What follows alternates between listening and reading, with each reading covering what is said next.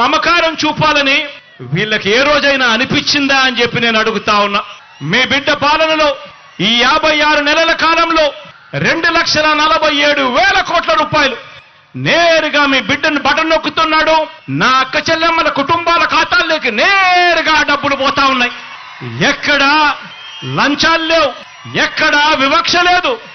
మరి రాష్ట్రాన్ని దోచుకునేందుకు మాత్రమే రాష్ట్రంలో పదవులు కావాలి అని చెప్పి ఆకాంక్షిస్తా ఉన్న ఈ పెత్తందారి పార్టీలకు, ఈ పెత్తందారి నాయకులకు ఏ రోజైనా కూడా ఇలాంటి వాళ్లకు ఇలా బటన్ నొక్కడం, ఇలా బటన్ నొక్కితే 2,47,000 కోట్లు పేద అక్క చెల్లెమ్మలకు పోయే పరిస్థితి ఉంటుంది, ఇలాంటి కార్యక్రమం చేయగలుగుతాము అని చెప్పి ఏ రోజైనా అనిపించిందా అని చెప్పి ఒక్కసారి ఆలోచన చేయమని కోరుతా ఉన్నా.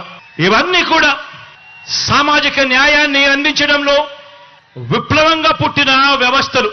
ఈరోజు గ్రామ స్థాయిలో చిక్కటి చిరునవ్వుతో మన పిల్లలు కనిపిస్తారు.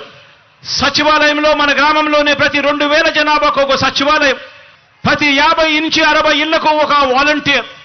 చిక్కటి చిరునవ్వుతో, లంచాలు లేకుండా, వివక్ష లేకుండా ప్రతి అక్క చెల్లెమ్మను, ప్రతి పేదవాడిని, ప్రతి రైతన్నను చెయ్యి పట్టుకుని నడిపిస్తూ ఈరోజు గ్రామ స్వరాజ్యం అంటే ఇది, అంబేద్కర్ గారి కలలు కన్న రాజ్యం ఇది అని చెప్పి ఏకంగా ఆ పిల్లలు, ఆ చెల్లెమ్మలు, ఆ తమ్ముళ్ళు ఈరోజు గ్రామ స్వరాజ్యం అంటే ఇది అని చెప్పి దేశానికే చూపిస్తా ఉన్నారు.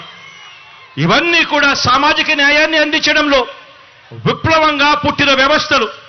కాబట్టే మనం ఆచరించిన విధానాలకు ప్రతీకగా ఈ సామాజిక న్యాయ మహాశిల్పం అనే దాన్ని ఈరోజు మనం నిర్మించుకున్నాం.